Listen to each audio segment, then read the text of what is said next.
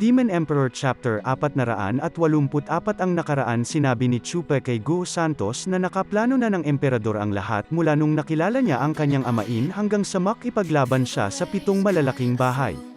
Nagpapatuloy. Gagamitin ng emperador ang 7 malalaking bahay para patayin ang pamilya ng iyong amain. Ano? Ang sinasabi ni Papa. Ang sinabi niya. Totoo ba lahat yon? Nag-apoy na sa galit si Gu Santos. Halatang takot na si Maskaradong Bandido. Lahat ng iyon ay hinulaan niya lang at mga kasinungalingan. Imposibleng alam niya kung anong nangyari sa taon na yun. Ano siya, 300 years old?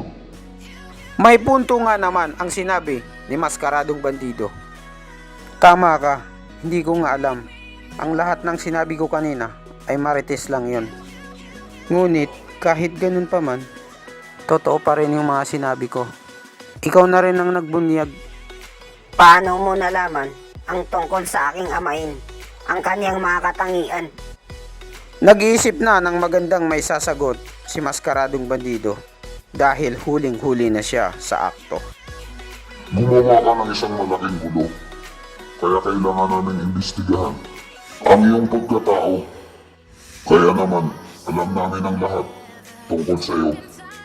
Senior Maskaradong Bandido, napaka-perpekto pala ng memorya mo. Ang amain ng batang makulit ay isang ordinaryong scholar lang. Akalain mo, natatandaan mo pa yung mga katangian niya sa nakalipas na 300 taon. Hindi ko tuloy lubusang maisip na may pakika pala sa kanya. Ha ha ha ha ha ha. Ha ha ha ha ha ha.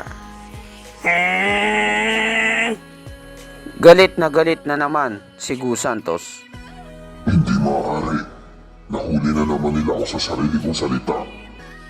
Kasinungalingan. Lahat, puro kasinungalingan.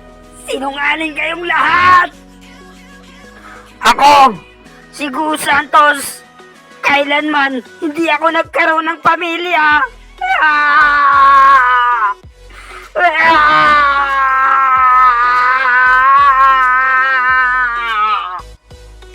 Umiiyak na si Gu Santos dahil sa lungkot at sama ng loob ng galit. Nagpapakawala siya ng isang malakas na enerhiya.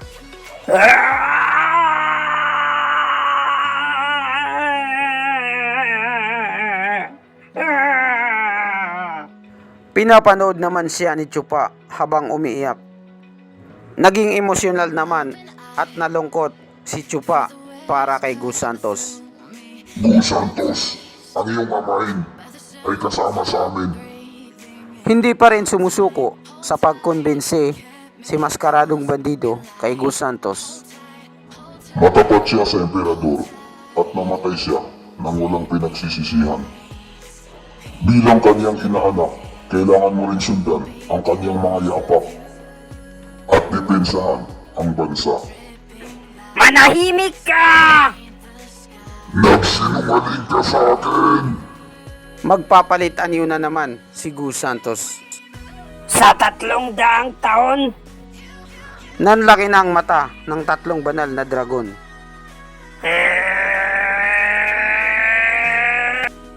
Biglang sumulpot sa harap niya si Chupa at dinamayan siya sa kalungkutan. Batang makulit, ang mundong ito ay punong-puno ng kasinungalingan na natatakpan ng katotohanan, kasama na ang tunay na nakatago sa gitna.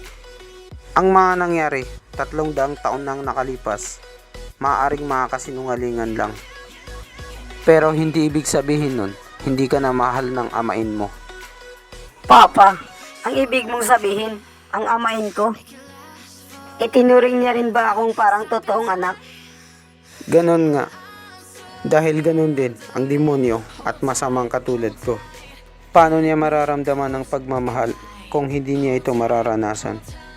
Pagkatapos nito, ang demonyong daan ay magiging sayang lang kung hindi ko susubukan sa mga mortal. Ha ha ha ha ha ha. Papa, Kinokomport na ni Chupa si Gu Santos dahil umiiyak to. Pagkatapos niyang i-comfort, nag-focus naman siya sa 3 banal na dragon. Kayong 3, makinig kayo at makinig kayong mabuti. Ako at saka si Gu Santos, palalagpasin namin to. Ibabaw na namin sa limot ang mga nangyari. Simula ngayon, ang batang makulit at kayo ay wala nang ugnayan. Hindi na siya banal na dragon ngayon. At hindi na rin siya tagabantay ng emperador. Malinaw ba yun sa inyong 3? Wala nang magagawa si na maskaradong bandido kundi tanggapin na lang ang kondisyon ni Chupa. Sige, ang sinumpaan namin ay wala ng bisa. Magkikita pa tayong muli. Umalis na si maskaradong bandido at sinundan naman ito ni Sima. Nagtatakang napatanong na lang si Fang Kyubay kay Chupa. Chupa, hindi ganito ang estilo mo ah. Hindi ba dapat kunin mo ng pagkakataon na to? Para makuha ang buhay namin? Para sa interes mo? Bakit? Sa tingin mo ako yung klase ng tao na paalisin na lang kayo? Dahil sa kabutihan ng puso ko?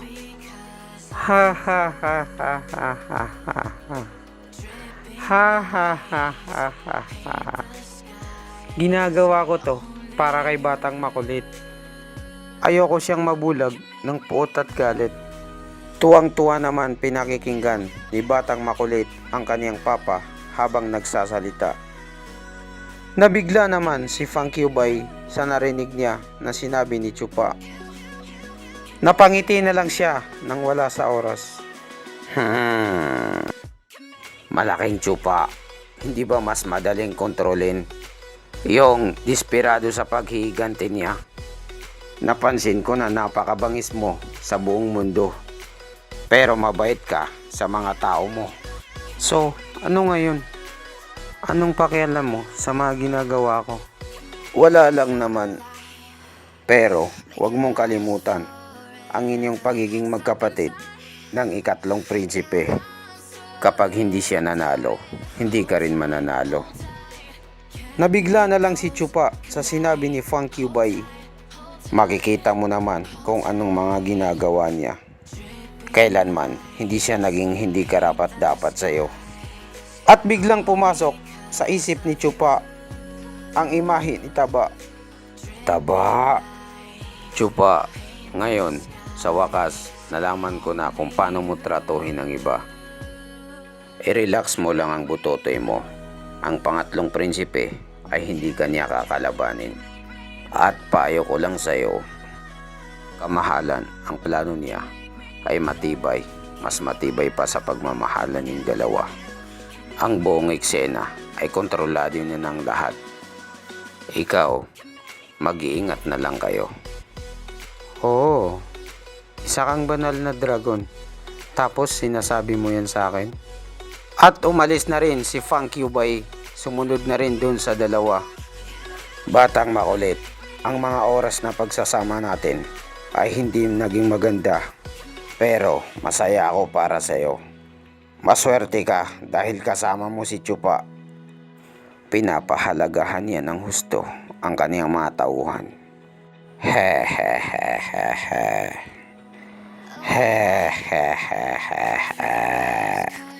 Batang makulit, kung ganun, umalis na rin tayo. Malayo pa ang ating lalakbay. Uuwi na tayo sa bahay. At dito nagtatapos ang chapter 484 na maraming salamat sa panunood, sana nagustuhan nyo. Merry Christmas!